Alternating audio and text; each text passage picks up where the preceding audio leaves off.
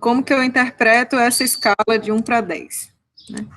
Então, quando a gente estava falando aqui das questões de análise dimensional e semelhança, né, a gente falou que, geralmente, os modelos, né, eles são feitos em escala menor, né, e aí esses resultados, eles são transpostos para o protótipo, que seria o caso real.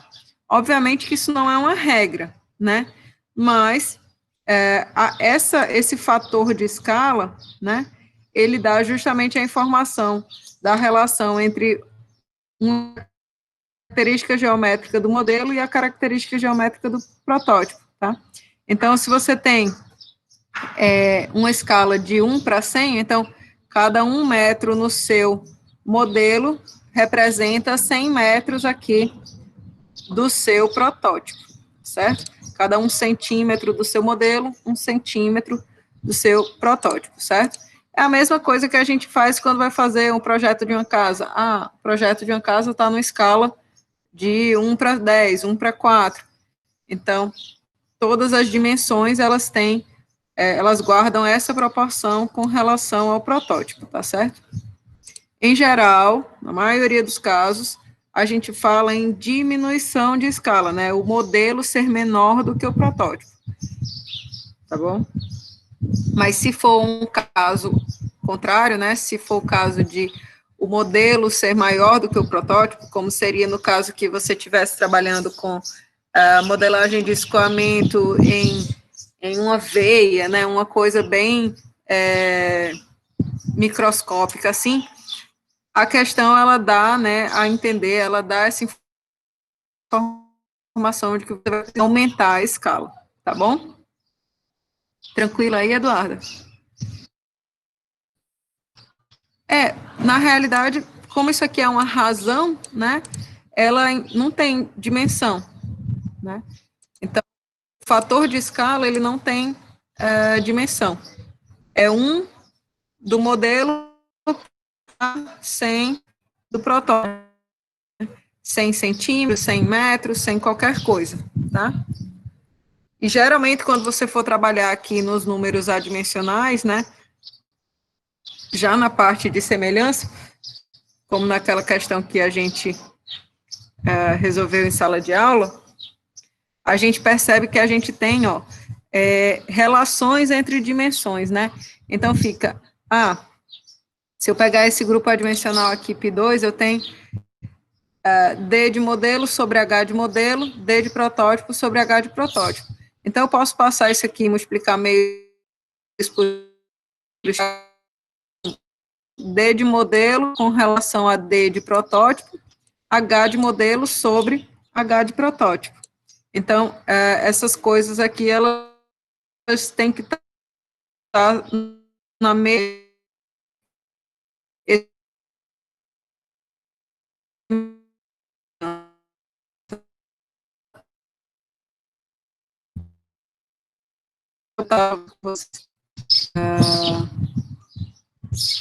Pronto.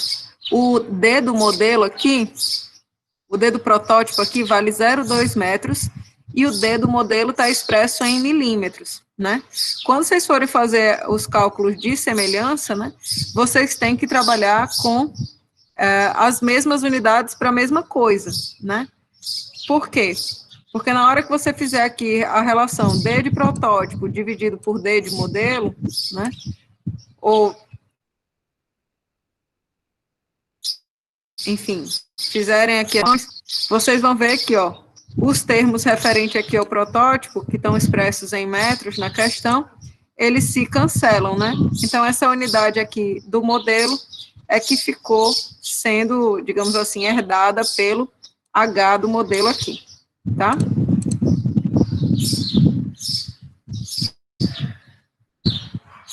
Melhorou?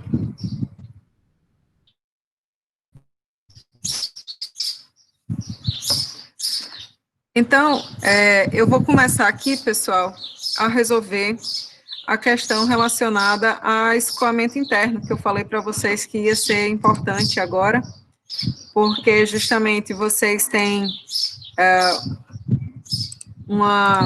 ter uma cobrança bastante grande dessa parte, né,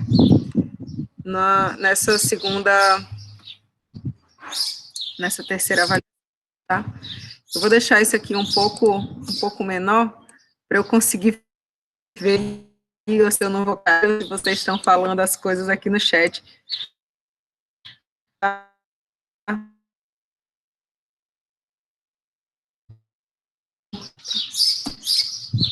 Então, essa questão aqui, eu não sei se alguém já resolveu ela para vocês aqui no material, mas ela é bem intuitiva, ela traz as questões relacionadas à bomba, ela traz muita coisa, digamos assim, global para. Eu tinha começado a falar a respeito dela ontem, e aí eu vou começar justamente falando a respeito dela, nessa parte de escoamento interno viscoso. Então, ela diz assim, que petróleo escoa através de um trecho horizontal de um oleoduto do Alasca, ele dá a taxa, né, a vazão volumétrica, 2,90. Aqui a gente vê claramente que o problema não foi feito com unidades DSI, que teve que ser convertido, né? Mas tudo bem. A taxa de escoamento é de 294 metros cúbicos por segundo.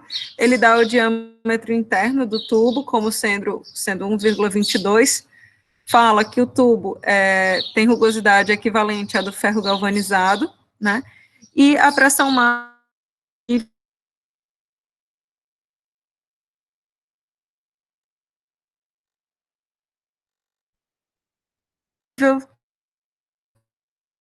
desse escoamento é 8,27 sobre 0,5 kPa. Ele dá as informações, né, de qual que é esse fluido, né, massa específica, densidade relativa de 0,93, viscosidade de 0,17 praticamente, e ele quer que a gente determine qual que é o espaçamento entre uma estação de bombeamento e a outra.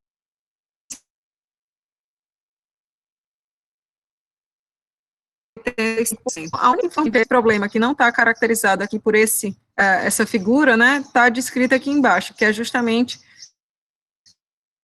qual que é o diâmetro da solução e qual que é o material.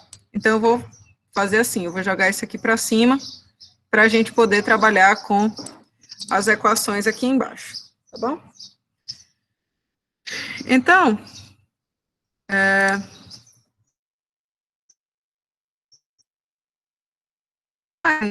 aqui, ele fala para a gente, ainda está. Nossa, deixa eu ver se eu consigo conectar em uma outra rede aqui.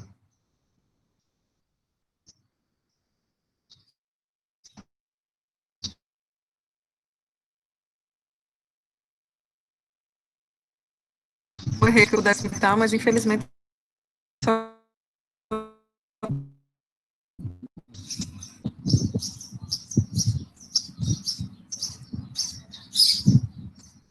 Pode, deixa eu parar então de gravar aqui com o. Eu vou parar aqui a gravação da.